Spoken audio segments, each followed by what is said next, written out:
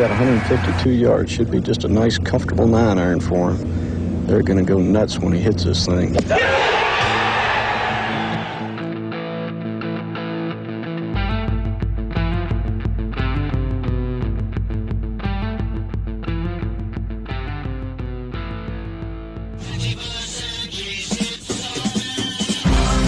That's dirt. Yo, ladies and gentlemen, welcome into the Preferred Lines podcast. My name is Joe Idoni. My co-host beside me is John Hazelbauer. It is September 30th, 2025. We just wrapped up the Ryder Cup. John was on site all weekend. We're going to get his thoughts and his experience and share what he felt like was happening on the site from a grounds perspective, from a fan perspective. We're going to get it all. We're going to talk a little bit about what's looking forward and what's next for Team USA in terms of captaincy and what improvements that they need to make headed to Adare Manor. And finally, maybe for the last time ever, I found out a couple hours ago, we will preview the Sanderson Farms Championship from Jackson, Mississippi. The CC of Jackson, it appears, may lose its sponsor this year and may no longer have one moving forward. Talk about all that and more on this episode. As always, and as recently presented by the good folks over at Rotoballer. Promo code there is LINES. That'll get you 10% off any PGA premium sub over there.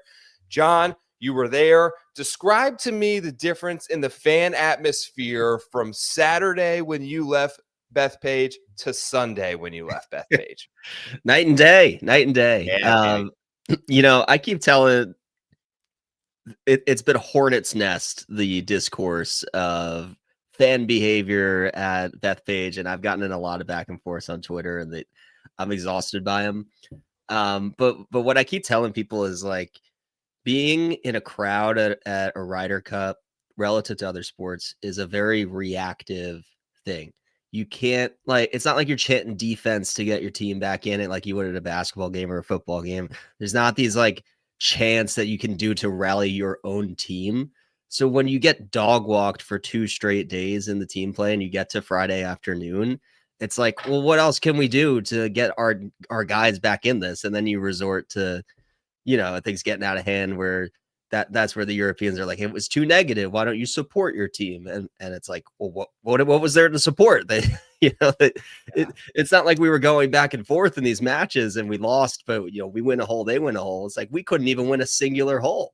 Scotty Scheffler couldn't win a singular hole for 4 matches. So we had nothing to root for until Sunday. And then I don't think there was a peep of like fan behavior being bad on Sunday because we had a lot to cheer for. We were preoccupied on cheering for our guys. So I think that's unfortunately going to get lost in all of this, but like that is a product of this. If you have nothing to cheer for, then you will resort to trying to throw the other team off their game, which is where the crowd kind of went. And obviously there was plenty of bad apples in the crowd who rightfully, got, flamed on Twitter and kicked out, and they should.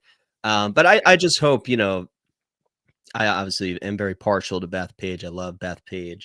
I'm excited for the PGA Championship to come back, in the next few years. I just want another shot at it, It would be the best thing ever to watch USA win at Bethpage in the Ryder Cup.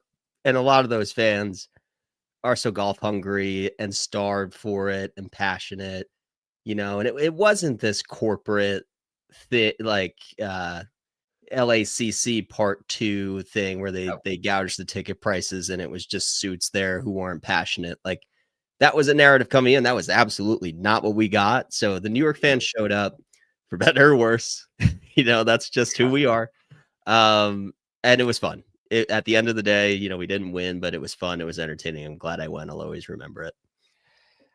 We have a close relationship with Bethpage. You talked last week about how you played it in terms of high school golf. We talked about your buddy who was mowing some of the greens there. The PGA of America kind of murdered your boy. What'd you think about what they did to TPC Bethpage?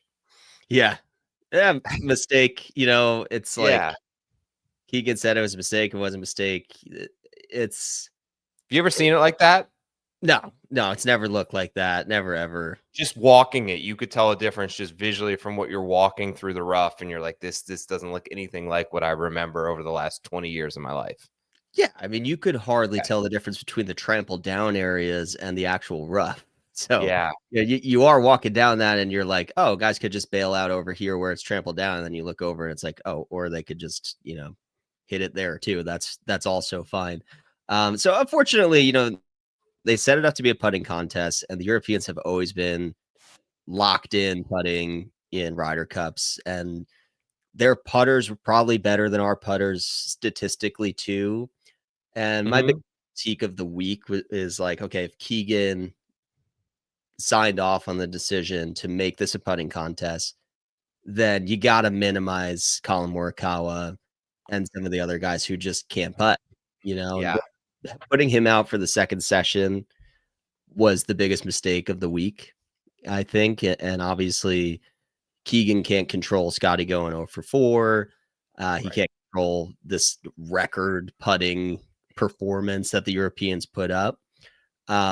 That's the one thing that I think when I look back at Keegan's decisions, that was a two mistakes in a row rolling out the Morikawa and English group.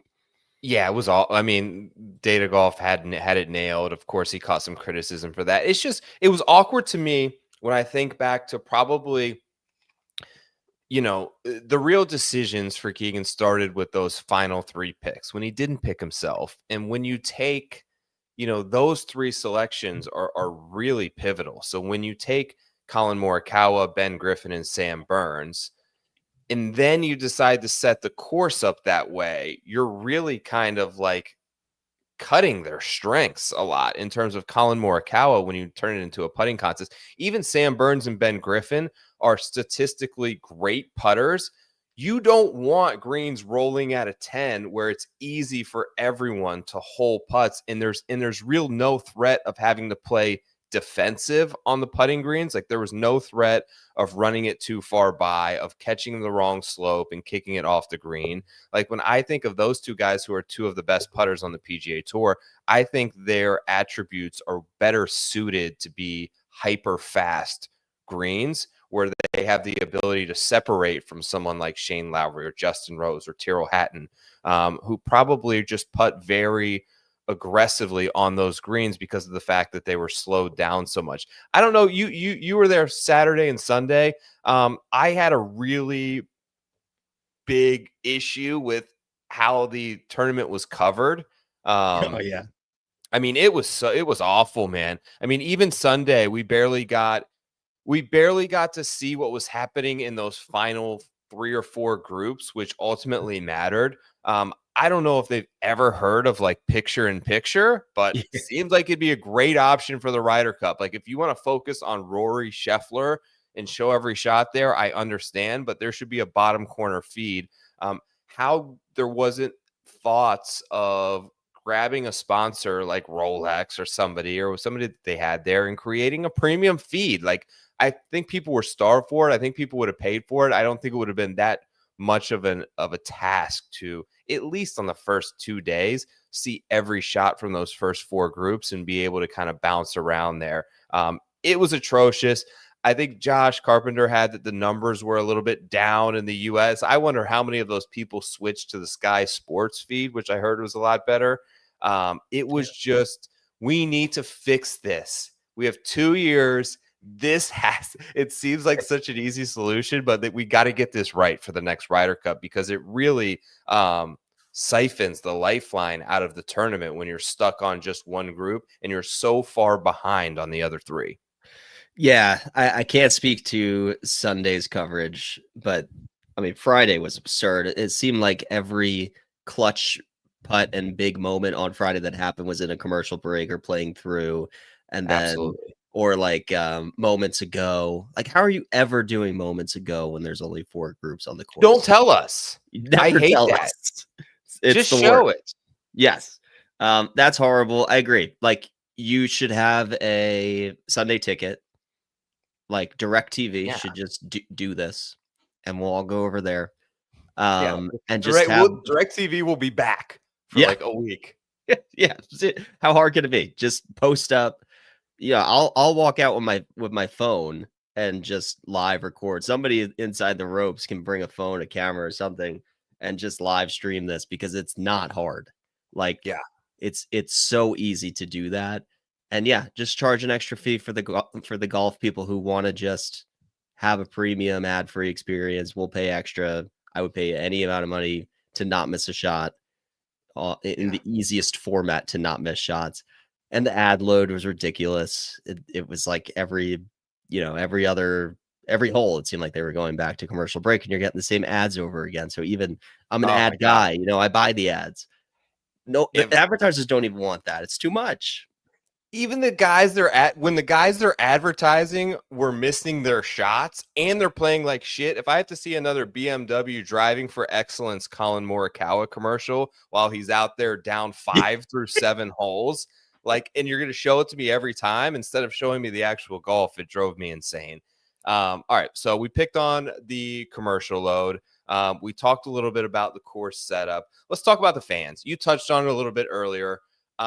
From the outside looking in, from someone watching the TV coverage, it really felt like I expected it, unfortunately. Like that many people, that emotional of an event, that amount of drinking, losing, it all creates a concoction where you're going to have a few bad apples. And it really seemed to be kind of all coming at Rory. Right? Yeah. More than anyone else. Maybe some of the other guys got a little bit, but they seem to kind of deflect and bounce off of it and almost ignore it, which kind of quieted the noise, in which case you ignore it. You don't feed into that. You don't get it as badly. I think Rory's I think I've seen people on both sides of this where he's caught some criticism today. I saw Paul Azinger as you want to talk about etiquette. You can't be screaming F you in fans' faces right back at them after you hit a big putt. Where do you stand on all of this as someone who was there, as someone who probably heard the worst of what was being said? Did they cross the line, and where were you at on some of the reactiveness of Rory and Lowry, really, which was the people that were going right back at him? Yeah, I mean, Rory got the worst of it. It's a continuous cycle.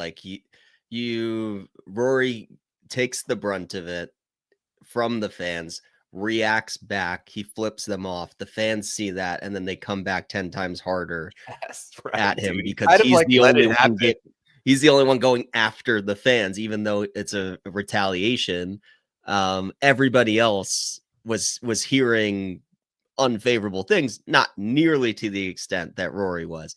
And like Ludwig, I don't think anybody said anything negative about the guy. Oh, Hovland, people aren't going at those guys. No. I mean, Fitzpatrick, people were like braces, Skechers, little things like that. It's not offensive. It's just you're poking at the guy. They knew that was coming, right? Yeah, it's little Tyrrell Hatton. They're calling him a troll. They're making fun of the live stuff. It's not personal stuff. It's just you're trying to get under the guy's skin. But with Rory, it was personal because Rory, and that's where the fans, got out of hand. And that's where I'm not going to come to the defense of people talking about his wife, his personal life, his kids. Even people with Tommy were trying me hardest and poking at his kid. And I'm like, I'm not going to go there. Let's leave his kid out of it. Yeah. I avoid family stuff. I was chirping. Don't get me wrong. I was in their ears. I'm trying to do my part as the hometown. You don't buy a ticket to not chirp. Yes, exactly. That's right. Yeah, it's your only chance. The Ryder Cup is your only chance to be a part of it and have an impact on what's going on.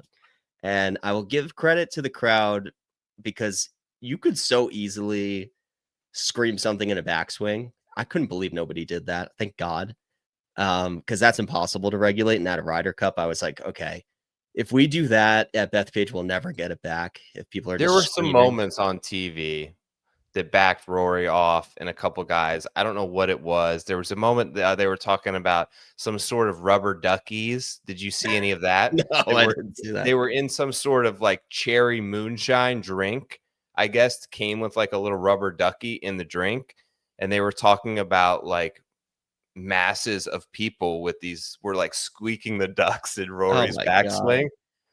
It Did got not bad, see but that. listen, part of it, I'll say this is like so many times what frustrates me a little bit about Rory, speaking honestly, is he'll say one thing, but his actions do another. And how many times he's sort of flip-flopped on things on both sides of the fence, open him up from criticism from both sides of the fence because they feel like he stands strong on something, yet he completely 6 months later or 6 hours later or 6 minutes later does something different. It was the same thing on the etiquette stuff, preaching how important Yes. it was and how manners and this game is about class and this game needs to be held to a higher standard. You don't see, I mean, NBA players get it. You don't see them. I don't see those moments. I don't see them screaming like "fuck you" in someone's face who's screaming at them. So it's just it's another instance where I think he kind of unfortunately sets himself up for this level of criticism, and things strike a nerve with him in a certain way and he reacts, which only throws gas on the fire, especially when you're talking about fans who are rather lathered up and getting their butts kicked. Yeah, I mean the etiquette comments are so out of line because there's nothing in the golf handbook that talks about spectating a golf event. Everything that happens inside the ropes between competitors is about etiquette, learning the game and all of that. There's no code to like watching etiquette to watch the game of golf. And if there was, it would go out the window anyway at a Ryder Cup. That's what makes it the Pretty much. spectacle that it is. That's why there's a home team and an away team. That's why we're rooting against the Europeans because they're on our turf and we don't want them to win. That's what makes this unique from a PGA Tour event because there you're just going to see good golf and there is good etiquette. Like if the guy you wanted to win doesn't win because somebody else beats him and plays better, then you applaud it and you say, great, you know, my bet didn't win, but you earned it. You played well and kudos, golf clap. That's Yeah. not the Ryder Cup. Yeah. That's why there's home and away. So the etiquette stuff is so like miss me with the etiquette stuff, and especially when you're flipping off the crowd, like it goes both ways. Yep. Rory needs to pick a side. He needs to either be Sergio and Poulter and be the emotional face and the villain of Europe and just keep doing the back and forth. Or if Yeah. you don't want to be that guy, then don't engage, you know, and just Yeah. you know, just go about your business and you will get chirped less. Yeah. He really doesn't want to be the villain. That's the thing, is like in other guys, like I imagine like if John Rahm had the exact same antics that Rory did, he would be getting killed for having no etiquette and having no class and all this stuff. And Rahm, I feel like is like okay in a villain role. Like if you're gonna put that on him, he's been hearing it for 3 years. Like he doesn't give a shit. I know Rory cares, which is why it's even further like strange to me that the comments he made after didn't align with his actions within those 3 days, in my opinion. Yeah. The stuff I kind of wanted to touch on, the stuff between the two captains. Was disappointed in Keegan in just frankly ignoring some of the course setup stuff that I think favored his team. Some of the pairings, it felt like he didn't want to tell Colin and Harris, no, you're not going back out there, and we need that. And in turn, like when you look at the lengths that Luke Donald went to create this feeling of identity and culture within this team, from a top-down perspective, you really have to have a level of respect for it, for tying in every little intricacy of the uniforms had meaning, from the shirts that they wore in the practice round to the amount of stripes on Sunday. Apparently behind the badges on the chest on the inside was a picture of Sebi Ballesteros. They really went the extra length on every little minute detail, and it doesn't felt like, I don't know if it's Keegan, I don't know if it's the PGA America, but we aren't committed to that level of culture and creating this feeling of a team and unity. And it just shows because, you know, you have RLX do the uniforms. It's not even an American, like there's no tie there. There's really nothing to kind of from a pairing perspective that made any sense statistically, besides these guys play really well in past Ryder Cups, or these guys dominated at the President's Cup, Henley and Scheffler. Like, you really kind of castrated Scheffler a little bit, I think. And it's crazy to say by putting him with the number 3 player in the world, but throwing him out there an alt shot with Henley was nobody was where Russell Henley was on the very first hole. And Yeah. even if he hit the fairway, he's 70 yards behind. The other guys are chipping. And Yeah. Scheffler had like a 9-iron into that hole. You're just putting him in a position of weakness. And I hated everything about it. What do you think has to change? Where does this team go from here? What needs to change? Who do you see as being a leader to kind of unite this team and get things turned around, maybe moving forward? Yeah, I didn't have as much of an issue with the Henley pairing. Scotty just played poorly. He every did. day. Even when he beat Rory, he did They not both play well. sucked. They both were bad. I don't know if he made a birdie. Maybe he made one birdie. They did. They birdied the par 5s and maybe one more, but like there was one hole when Scotty won with a bogey. Yeah, right. So, and that happens in match play. That's the randomness of match play. Yeah. But like Scotty did not play well. I don't think it mattered who his partner was going to be. Obviously, an awful tee shot on one from Henley to like one of the only guys to. He was the only guy to not even make the turn of that dog leg. Exactly. That was crazy. But I think it's a little bit blown out of proportion how Luke Donald has fielded the team. I think the narrative is like, it's not about picking the best stroke play guys. It's about picking the guys who play the best together. Now, Luke Donald took the 12 best Europeans. It's not like he passed up the hot hand Ben Griffin equivalent on Europe. He took his 12 best guys. They just so happen to gel very well together. There also just so happens to be like 11 really good Europeans right now and then a steep drop off. So it's in their favor that they're kind of just like, this is their group for the long run.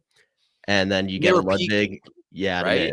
You get a hot Hogard twin, you add them in, but then you bury them, in the team play. Like Hogard was the worst player on the team. He only played one session. So I give a ton of credit to Donald and Molinari for the attention to detail stuff. It's evident, they care more. They straight up care more. I don't know if we'll ever care more than the Europeans do. I think individually, some guys care a lot. Like Justin Thomas, I truly believe cares just as much, if not more, than anybody on that European team about the Ryder Cup. I don't know how many more guys I could say that about. Like Bryson, you could tell cares. Scotty was banged up, sure, but I don't think Scotty identifies as, the Ryder Cup means the world to me. I think it's secondary to his other pursuits. So yeah, I mean, maybe it ignites this new wave of young bloods who were like, you guys aren't, passionate enough about this. We need Akshay and Koivu, and maybe Zalatoris is healthy again in 2 years. I don't know. Maybe, but we always go back to we need fresh blood after we lose. So yeah, I guess I don't have an answer for how we fix it. I think the truth is over time, good golfers will play well, if you give them opportunity. So I don't think we have to make drastic changes. And then on captaincy, Tiger makes a lot of sense. But it bothers me that, it bothers me that you hear nothing from Tiger Woods this week. Yeah. He turns it down publicly. You don't hear a peep out of him. That's wrong. Like, the two biggest players of this generation are Tiger and Rory. And you have one guy who's publicly showing for the last, 12 years that the Ryder Cup is the most important thing in the world to him, almost. Cried at Whistling Straits, got in the absolute leader of their team. And it's important when you're leader of your country and your team and the most prominent player, of your Ryder Cup generation cares the most. I don't think Tiger really cares about the Ryder Cup. I don't think he really cares about the President's Cup. And I think that has kind of funneled down culturally into these guys. I do feel it with Justin Thomas, but is it really on Phil's mind to be like a Luke Donald where he cares that much about this team? That's where I think we need to get this right. I don't know. Maybe like I think Luke Donald, looking back, I said it would not be an advantage to have done this before. I do think it was a huge advantage in sort of adjusting on the fly where Keegan was not able to do that to start day two. Went with predetermined pairings when he needed an adjustment. And I think Luke Donald made all the adjustments, the obvious ones, though. He just made the obvious decisions and he made them look easy. I don't know if experience is in play there. I wonder if having someone do both, like maybe having someone get like practice captain reps at the President's Cup and then also be the Ryder Cup captain, if that's someone like Brant Snedeker or Webb Simpson, and just understand how to work on the fly and how to do pairings and how to unite a group of people together. And then taking that into a Ryder Cup may give them a little bit of additional experience. But I'm worried about throwing Tiger Woods out there in the next one because he doesn't seem to care that much about it unless he proves me otherwise. And I think over the last 20 years, when you look back at his career, much like you said about Scotty Scheffler, the Ryder Cup has always been secondary to individual dominance and quests. I don't know who it could be. Like, part of me thinks we should just go completely young with a guy who like may not make the team at all, or may be playing captain, and have like an analytics advisor. Like if we had like Jordan Spieth or something. Like, I don't know. He'd probably make a pretty good captain. So I don't know what direction they go in. I think there's going to be some hard decisions that have to be made. It always felt like Tiger wanted the road game. Obviously, his relationship with JP McManus and Adare Manor will, I think, play a big role in him probably getting that, which is probably the one he's waiting for. But I just worry that he's going to have difficulty creating the same bond and culture that someone like Luke Donald has been able to create. And going on the road is a whole nother animal. Yeah, it's a good point that he was so silent. I didn't even realize that. Not even like a good luck or nothing. Like, yeah, no commentary. Like, why couldn't you show up? What else is he doing right now that he can't be there? Riding in a cart, with Keegan, getting the crowd riled up. Like, he loves Bethpage, like he should. You're right. So if he's not making that effort, then why reward him with the captaincy in a couple of years? And maybe, we save him for US oil. I don't know. I think they probably go conservative with one of the older guys like a Snedeker, Sink, maybe Webb. But we got a lot of time to figure it out. So, it's not like the sky is burning. We lost at home. That sucks, but we made it close. We held our own in singles. And the team play stuff needs to be cleaned up. But, it's fine. Sky's not falling. We'll be okay.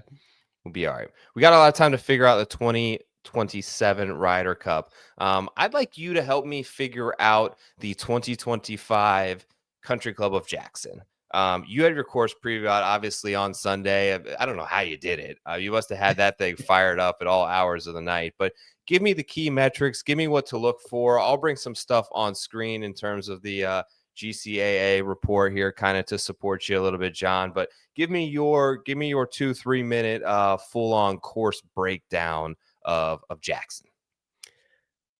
I mean, Bethpage Ryder Cup 2025 comp, right? I mean, just mash away, no penalty for missing fairways, long course, if distance is advantageous, got to score on the par fives, Bermuda through and through. We are in the Southeast, so it's kind of going to play not like a Florida course because there's not as much water around, but guys who play well in that Florida swing are guys I'm going to be looking at this week. It is early in the fall swing, so we don't have as much of that recent form to go off of. We kind of got this awkward one glimpse at the pro core of people coming off of an extended absence and then a 2-week do nothing, and now we're here again. So it's one of the more awkward handicapping weeks for me because I don't know what to do with recent form. I'm using the pro core as like an inkling of when they had their off season, did they do any work that made it really look like they've corrected what went wrong last season? So there's like one or two guys where I saw like some nice inklings there, and I'm going to go back to. But yes, in short terms, Country Club of Jackson favors longer hitters, favors the ball strikers, and the comfortable Bermuda putter guys. I thought Kevin Yu was a little bit of an anomaly to me because I think we've seen more of the very strong putters do well here, like the Mackenzie Hughes of the world. Although Sergio kind of fits the exact mold of who Kevin Yu is, just great ball striker with length, who usually is not a good putter but can get hot at a certain time. And Kevin Yu's really improved his putting since he won here last year.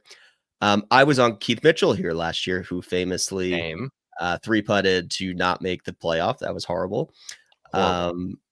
Just another long stretch of disappointments from Keith Mitchell. It was tough 2 years for Keith Mitchell backers. He was on my card plenty of times. Yes, it's kind of him and Cam Young have the same history for me. I've been there for every heartbreak and collapse and have yet to cash in. But if you think about Keith Mitchell, that's exactly the type of player that I go for at the Sanderson Farms. That's why I was on him last year, but it's those elite ball strikers plus distance. When they play well, it's kind of in that Florida swing on Bermuda, and birdie makers. Yep, volatile hot putters as well. I got the scorecard up here now. 7,461 total yards, par 72. You have the par fives, which are obviously scoreable, particularly the two on the back. You got a birdie. What really makes a difference a lot of times in scoring is, and one of the stats that I looked, and I'll bring up my BetSperts model in a second, but par four, birdie or better average. I mean, you look at some of these short ones here. You open 411, 418. Those are flip wedges. Those are 50. Those are sand wedges for a lot of these guys. 403, 421 bookend, kind of the front nine as well. So you have 4 par fours on the front under 421 yard. Those have to be birdie opportunities. And then you kind of finish up with 436. You have 439 on the back. There's just a lot of opportunities there. You've got to be within 15 feet. You've got to make a lot of birdies. Here's kind of Rick Run Good sort of radar plot. You see here driving accuracy, as you mentioned, is almost completely diminished. It's ranked 38th on the PGA Tour in terms of courses value. Driving distance gets a bump. Strokes gain approach gets a bump, particularly from this like 100 to 125 yard range. See a lot of approach shots coming in there. Putting, obviously, like almost twice as important here than it is on the normal PGA Tour course setup. It's a birdie fest. Nothing unfamiliar there. Relatively flat, average size Bermuda grass greens. You'll probably want to put a little bit of that in your model. I'm going to pull up mine now in terms of the BetSperts model. I'll run the promo code across the bottom. Both John and I's models are up there each and every week. We try to post them earlier in the week. You have a lot of people here with models in the, like, you can look at any of these. You can steal bits and pieces from Ryan Noonan, Pat Mayo, Andy Lack, Matt Vincenzi. All the boys are in here. Check out theirs, check out ours, tinker with your own and add what you want to. It's always a nice little exercise and they keep adding new stuff. So shout out to BetSperts for supporting the show. Promo code LINES gets you 25% off. My top 10, you've got Thor number 1, Alex Smalley 2, Griot 3, Hubbard 4, Yu 5, Thompson 6, Ben Cole 7, Mr. Rico Hoey at 8, Akshay Bhatia at 9, Patty Rogers at 10, JT Poston at 11. Some of the stats I have off the tee, basically driver heavy, low penalty for rough. I'm looking at putting inside 15 feet. I mentioned earlier the par 4 birdie or better percentage. This is over the last 6 months, I believe. Pearson Cootie, Kevin Roy, Hayden Springer, Neesmith, Kuchar. Some sort of convoluted data there, as a lot of those are secondary field events. Strokes gained total at the CC of Jackson. Cameron Champ, number 1. Mackenzie Hughes, 2. Henrik Norlander, Bezadenhu, Chris Ventura, Garrick Higo there, who I think is a popular pick this week. John, what, like, anything I'm missing there from a stat perspective that you think is correlated to success highly at the Country Club of Jackson? No, I think we have a very similar like model output. I put some of that like 100 to 150 proximity in mine as well, but I didn't really like put a ton of weight on it. For me, it's the scoring and easier comp courses, the Bermuda putting, the ball striking, some plus distance, and heaviest emphasis on approach. And it spit out a very similar model to yours. Yeah, I'm looking at it now. A lot of similar names. Thor, Griot, you, Smalley, Champ are in your top 5. You can get both those. You can get all the models. You can build your own with the most advanced filters in the game over at BetSperts. Promo code LINES when you sign up. That'll get you 25% off the year end. I believe it comes down to under $200. The full year access, the best deal in the biz. Go sign up over at BetSpertsGolf.com. Articles up now, too. I think Mayo's got a couple up. Different types of tutorials, tools, Discord channel, a lot of stuff being added. Now that we've seen our model, John, let's pull up the odds board. Boston up 2-1, bottom of the 8th. You got a runner on first. We're going to get you out of here, I promise, John, before the 9th inning, I'm hoping. Let's take a look at the top of the odds board and give me your kind of breakdown here. Thompson, Batia, Minwoo, Thor. Let's start those 4 names. If I made you pick one, who are you going to take and why of those 4? Yeah, gotta love a week where the favorites start at 22-1. Like Scotty is nowhere to be found. Who knows if we should even be scared of Scotty anymore after what we saw last week, but I digress. It's Thor for me. And you can make your cases. I don't think Number there's one in both models. Yeah, Davis Thompson as the favorite. I'm not there. I don't think he's shown enough to be 22. Akshay, I can get behind that. Minwoo, this is a Minwoo course. Like, if he's going to spike, it's going to be at a course like this. It's very similar to what the setup was like when he won in Houston. But it's Thor for me. He's played his best in easy scoring conditions. He's a bomber. A perfect course for him is one that he can just hit driver on every single hole without thinking twice about it, without thinking twice about hitting fairways or rough. He's still got our guy JJ on the bag. Love that for him long term. And just an impressive resume. For the first, he's got 1 full season under his belt. Young kid. Talk about the future of American golf. This is a guy who could be at Adare Manor in 2 years. We don't know. Yeah, good point. Has played well in the Bermuda comp. So I wrote him up this week. There's a lot to like about him. Should he be the favorite, given how new he is on tour? Maybe not, but he's the player I feel strongest about. The data loves him. I think his ceiling could be very high this year. Yeah, a couple of things here that I think further point to him being a good bet. He's my favorite as well. I thought about Minwoo a little bit just because hits it so far. There's really no penalty for the big miss, which was obviously a factor in his win at Houston. Typically when he plays his best, a great performance was in the final round of the French Open with Koepka a few weeks ago. I watched a lot of that, and Minwoo looked pretty sharp. Great scrambler. Not the best putter in terms. That's where I think Thor has a nice advantage. You see here putting splits by surface.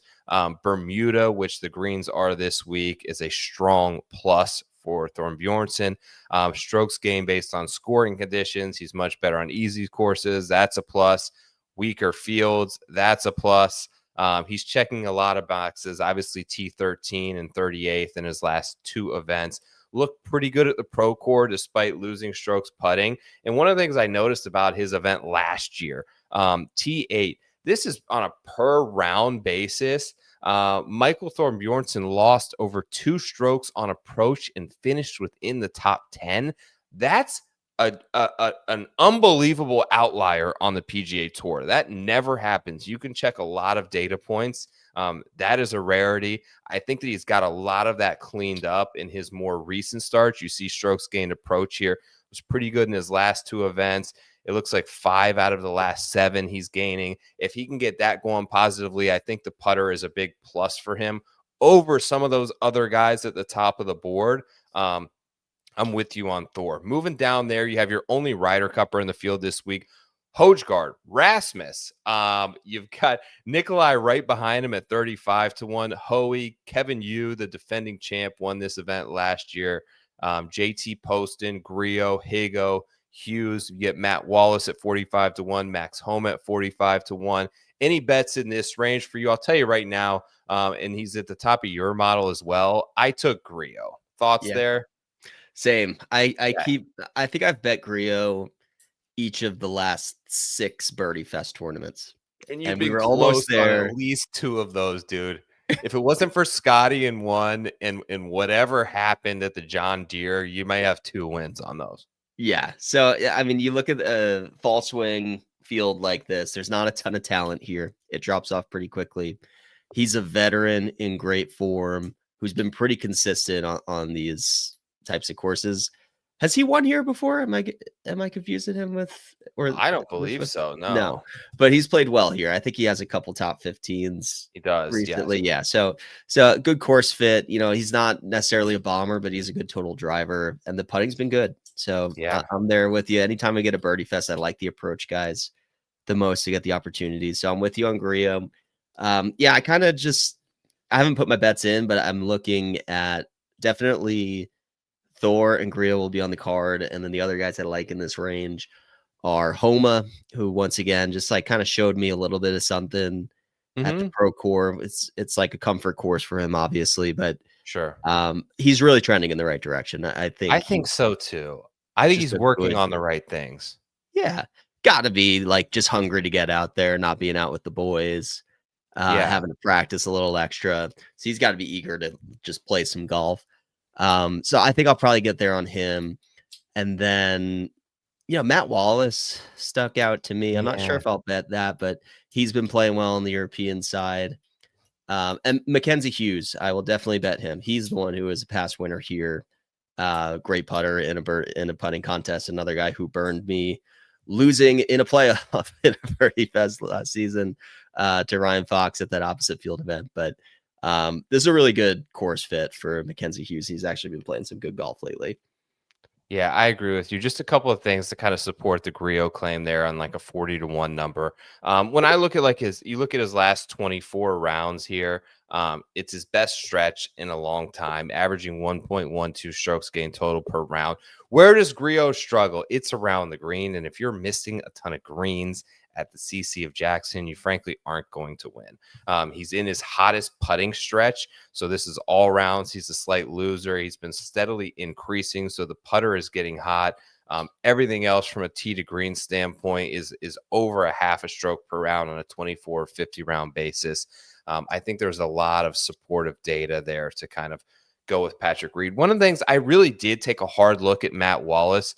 I was a little concerned. My one concern was I was trying to pull it up there. His last DP World Tour start was not great. And then I think he really had his eyes set on the Ryder Cup. And when that doesn't happen for a guy, you just wonder, like, are they maintaining the same practice habits that they were leading up to that form? Or were they putting a ton of eggs in this basket that didn't come to fruition? And you're just going to kind of take a step back and take a breather for a few weeks. One point of concern there for me. I also did bet the Bridgman 50-1. Yeah. Jacob Bridgman. Look, I think he checks a ton of boxes for me. Do I feel super uber confident that he's going to win? No, but I love the fact that he advanced through all the FedEx Cup playoffs. I mean, we're talking about a guy who made the Tour Championship last year out of nowhere. And he's put up pretty decent numbers. I mean, even going back to the BMW T19, 17th at the FedEx St. Jude. He had a top 5 at the John Deere Classic, which we've seen a lot of crossover between guys who have had success. 2 of the guys, Thor and Grillo, that we mentioned, were right there at the John Deere in recent years. Playing pretty good golf down the stretch. Streaky putter here. He can lose 4 on the greens. He can gain 4 on the greens. I kind of like that volatility and upside from a guy at 50-1 who's kind of been trending in a right direction and had to come out of last season with a little bit of confidence. Still very young, 25-year-old player from South Carolina. Should feel some familiarity there on Bermuda grass greens. I think this is a good spot for him to parlay what happened toward the end of last season and step into this field rather than feeling like, he's kind of searching along with 75 other guys. I think he feels like he has a leg up and is playing in a weaker field this week with an opportunity to pounce and maybe gain his first PGA Tour victory. Yeah, totally.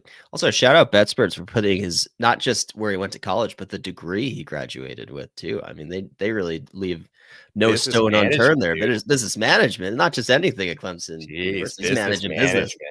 He looks That's like he's that's a the degree businessman. you get if you just really don't want to try that hard in college. You Yeah, just go just full manage. spectrum business management. Yeah. Shout But out bet yeah, experts. Yeah, catching the degrees. Yeah, it's good to know. Good to know. Would love to see him with like an agronomy major or something like that. yeah. But we'll take business management. Let's manage some business there in Jackson, Mr. Bridgman.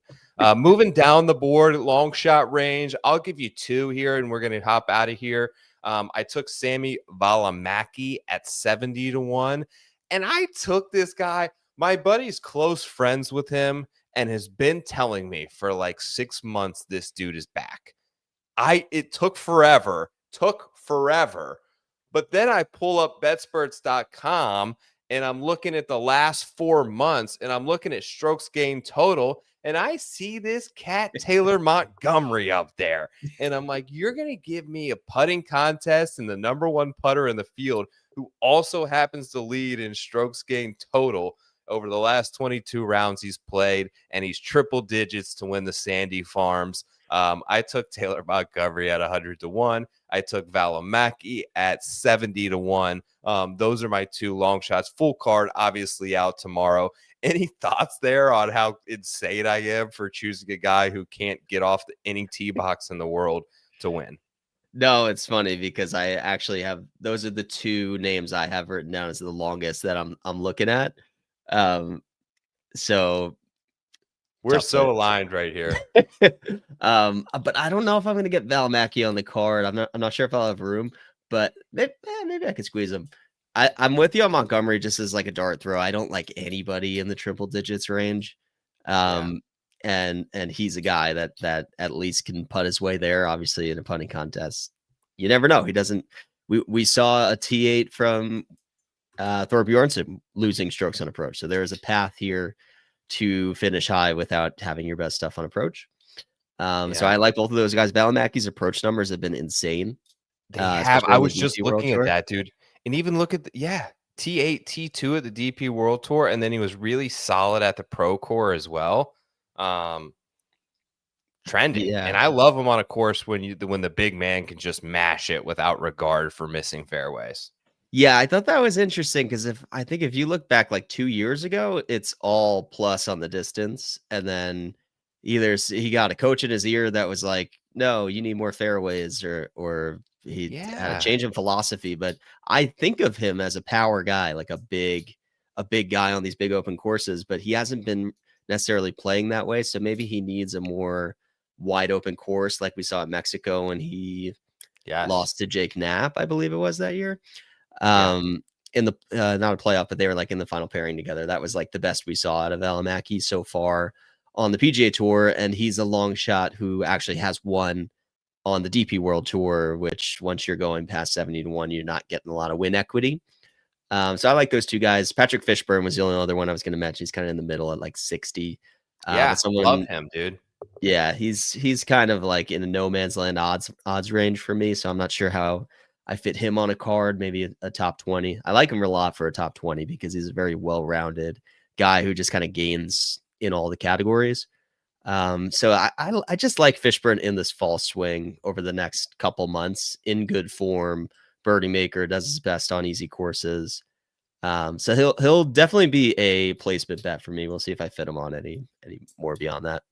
Love the Fishburne shout. I have it here. Last 4 months strokes gained total. He's second behind Taylor Montgomery. And he went through a stretch. I think so. He was really hyped around last year when they had the fall swing. He was playing really well and going to like Utah, where I think he grew up and everyone loved it. I can't believe those two guys didn't collide right there, by the way. That would have been huge. But yeah, and then he kind of busted out, right? Like this was his fall. This was his fall last year. Third at the Pro Course, sixth at the 3M, third at the Barramuda, 48th here, and then he missed the cut at the Black Desert when everyone was on him at like 20-1. Trending back in a nice direction here when you look at his last 7 starts. All made cuts, all 52nd or better, and he's got a couple top 10s in the mix. Like Fishburne a lot this week.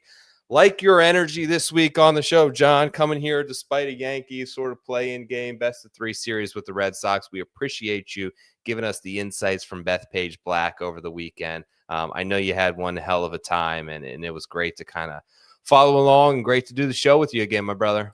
Of course, yeah. I need a little distraction. I'd be pacing around anxiously if not for this. And we had plenty to talk about in the golf world. So always happy to be on here every week with you. And it's a crochet game. It's fine if we drop it. They get a bullpen game for game 3 if we get there. So hopefully we get some magic against our old friend Chapman, who was on this team not too long ago and just saved his best for when he joined the Red Sox at like 50 years old. It's fine, whatever. Yeah. So we'll hope for some magic in the ninth inning. Good stuff, man. Some just want to mention before we get out of here some potential changes for the show in the fall swing. If anyone has anyone out there who is looking to potentially support the show or support the brand, we would love to hear from you. Send me a DM, send John a DM. We are outwardly looking for ways to improve moving forward and to kind of keep the momentum going that I feel like we were able to build since we brought John on board. Happy for all of you who enjoyed the Ryder Cup despite losing a close one. Thank you so much. We are deeply appreciative of you guys spending your time, especially those in the live chat, Ted and Joanne and Mr. Complex Kid. Thanks for taking some time out of your night tonight. Subscribe to the YouTube channel, drop a comment, share the show with a friend. My name is Joe Idoni. That's John Hazelbauer. This has been the Preferred Lines podcast. We'll catch you guys next time. Enjoy the Sandy Farms. Peace.